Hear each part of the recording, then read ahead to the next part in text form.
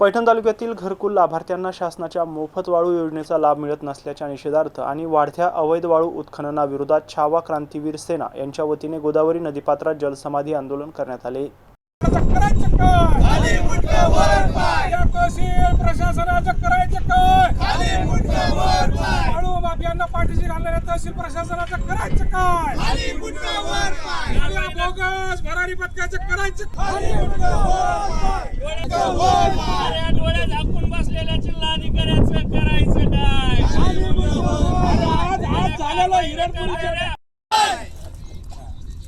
तहसील प्रशासन, तहसील प्रशासन गरिबांच्या हक्काची वाळू द्या, वाळू माफियांना संरक्षण देणे बंद करा, अवैध वाळू उत्खनन तात्काळ बंद करा अशा घोषणांनी परिसर दणाणून गेला होता।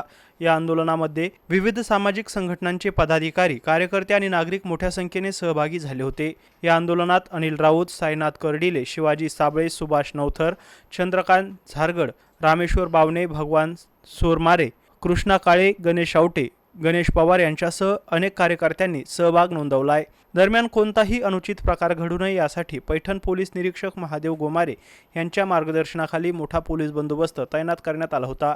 या आंदोलनामुळे पैठण तालुक्यातील वाळू प्रश्न पुन्हा एकदा ऐरणीवर आला असून प्रशासन या मागण्यांवर काय भूमिका घेते याकडे नागरिकांचे लक्ष लागले आहे। गौतम बनकर, एमसीएन न्यूज पैठण, छत्रपती संभाजीनगर।